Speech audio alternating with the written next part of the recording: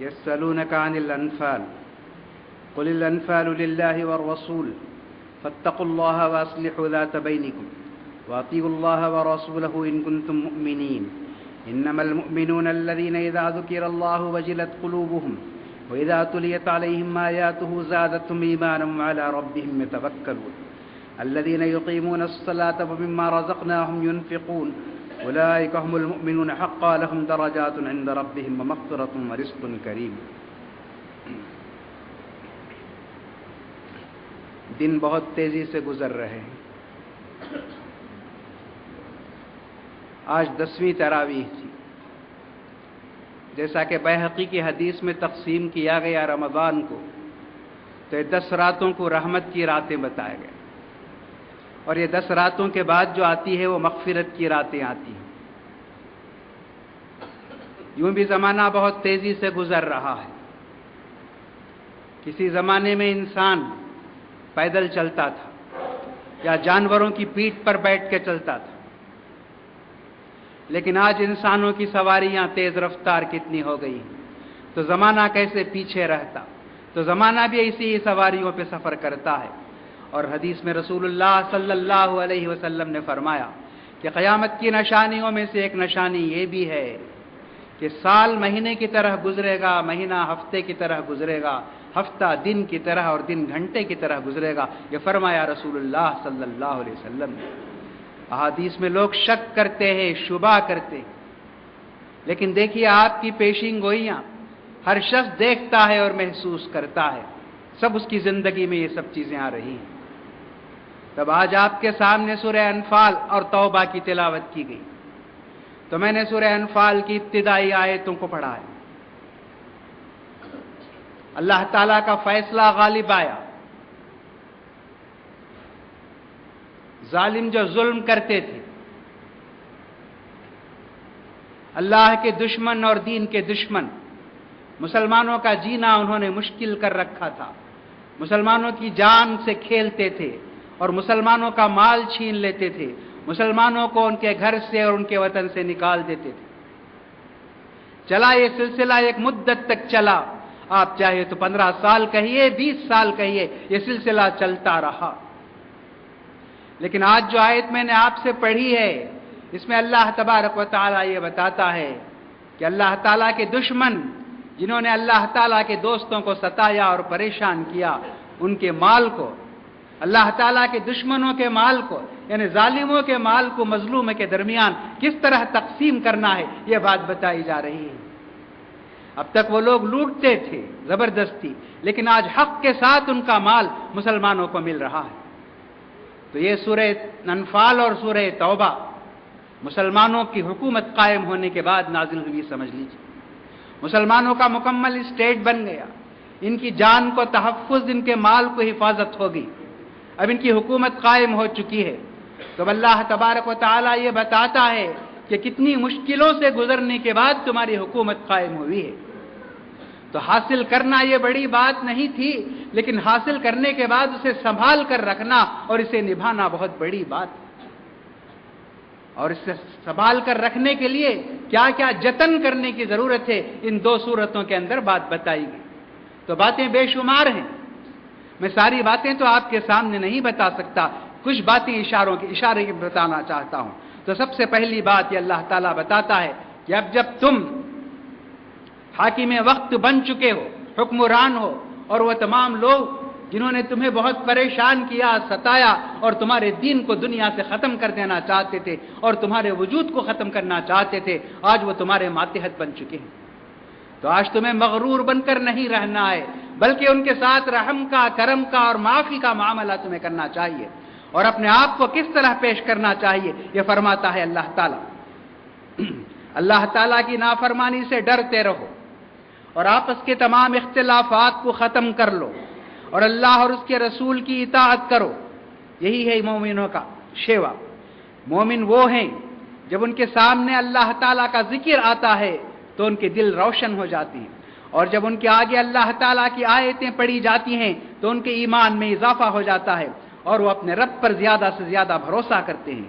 یہ وہ لوگ ہیں جو نماز قائم کرتے ہیں اور جو چیز ہم نے عطا کی ہے ان کو جو بھی ہم نے بخشا ہے ان کو وہ اسے خرچ کرتے ہیں اللہ تعالیٰ کی راہ میں۔ صحیح معنی میں یہی لوگ مومن ہیں، ان کے لیے بڑے درجے ہیں ان کے پروردگار کے پاس، اور ان کے لیے بخشش ہے اور بہت اچھا باعزت ٹھکانہ۔ ایک بات یہ بتائی گئی کہ مومن کو کن صفات کے ساتھ متصف ہو کر اس دنیا میں رہنا ہے۔ اس کے بعد بتایا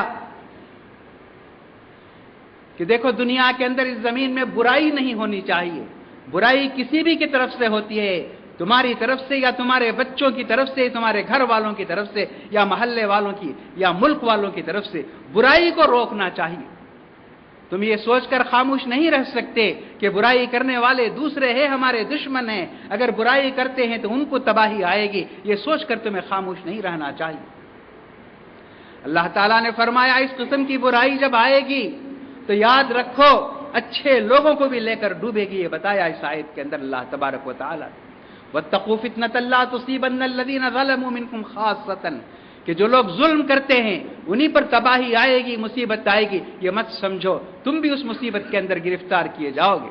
اور اس کی مثال رسول اللہ صلی اللہ علیہ وسلم نے دی، بتایا کہ ایک کشتی میں 2 درجے ہیں، اس میں لوگ سفر کرتے ہیں، نیچے کے درجے والے اوپر پانی لینے کے لیے آتے ہیں، تو بار بار آنے کی وجہ سے اوپر والوں کو خلل ہوتا ہے، تو نیچے کے درجے والوں نے یہ سوچا کہ ہم تو پانی کے اوپر ہی ہیں، ہم ذرا سا سوراخ کر لیں گے تو سمندر کا سارا پانی ہمیں مل جائے گا، ہمیں اوپر جانے اور ان کے تانے سننے کی ضرورت نہیں ہے، اور وہ سوراخ بنانا شروع کرتے ہیں۔ فرمایا رسول اللہ صلی اللہ علیہ وسلم نے اوپر والوں کو جیسے ہی اس کا علم ہو فوراً جا کر ان کے ہاتھ پکڑنا چاہیے، ان کو اس کام سے روکنا چاہیے اور ان کو یقین دلانا چاہیے تم کو جب بھی پانی کی ضرورت ہو اور جتنے پانی کی ضرورت ہے اوپر آؤ اور پانی لے جاؤ۔ اگر ایسا کریں گے تو خود بھی بچیں گے، دوسروں کو بھی بچائیں گے، اور اگر یہ خاموش رہ جائیں گے اور نیچے والے کشتی میں سوراخ اگر بنا دیں گے تو دونوں ڈوبیں گے۔ تو اس طرح دنیا کے اندر برائی کو دیکھ کر خاموش نہیں رہنا چاہیے، برائی کہیں سے بھی ہو اس کا اثر ہم لوگوں کو پہنچ سکتا ہے۔ اس ملک کے اندر آپ دیکھ لیجئے جس برائی کی طرف یہ جا رہا ہے، اگر ہم خاموش رہیں گے تو جو بے حیائی یہاں عام ہونے جا رہی ہے یہ ہمارے گھروں میں آئے گی، ہمارے بچے اس کے اندر مبتلا ہوں گے، اور کیا کچھ ہوگا، ہمارے ایمان کی خیر نہیں، ہمارے اخلاق کی خیر نہیں، شرم و حیا رخصت ہو جائے۔ آج برادران وطن مسجد کے سامنے باجا بجاتے ہیں یا دوسری کوئی حرکت کرتے ہیں تو ہمیں بہت طیش آتا ہے اور غصہ آتا ہے۔ اللہ تبارک و تعالیٰ فرماتا ہے کعبۃ اللہ کے اندر ان کی نماز یہی ہوتی تھی، وما كان صلاتهم عند البيت الا مكاء وتصديا، فرمایا کعبۃ اللہ کے اندر ان کی نماز یہی تھی، وہ تالی بجاتے تھے، سیٹی مارتے تھے، اس قسم کی ان کی نماز ہوتی تھی۔ ایک بات یہ بھی یاد رکھیے، غیر مسلم غیر مکلف ہے، وہ مسجد کے سامنے کچھ بھی کر سکتا ہے، اپنی جہالت کی وجہ سے، اپنی شرارت کی وجہ سے، اس سے مسجد کی توہین نہیں ہوتی۔ مسجد کی توہین کب ہوتی ہے؟ جب مؤذن حی علی الصلاۃ حی علی الفلاح بلاتا ہے اور ہم اپنے کانوں سے سنتے ہیں اور مسجد کی طرف ہم رخ نہیں کرتے، تو یہ مسجد کی توہین ہے۔ یہ بات سمجھائیے آپ ہر مسلمان بچے کو، بڑے کو، یہ توہین ہے۔ غیر مسلم اگر باجا بجاتا ہے تو اس سے مسجد کی توہین نہیں ہوتی۔ پھر اس کے بعد مشرکین سے کہا جا رہا ہے کہ تم جو کچھ بھی خرچ کرتے ہو اپنے آپ کو مضبوط بنانے کے لیے یا مسجد حرام سے روک کر تم جو کچھ بھی کرتے ہو، یاد رکھ لو یہ جو کچھ تم کرو گے فَسَيُنْفِقُونَهَا ثُمَّ تَكُونُ عَلَيْهِمْ حَسْرَةً، تم کو بہت پچھتانا پڑے گا، بہت حسرت بن کر یہ چیز رہ جائے گی امت، کیونکہ تمہیں ہارنا ہے، تمہاری ہار نوشتہ دیوار ہے، تمہاری شکست لکھی جا چکی ہے، اب تمہیں ہارنا ہے۔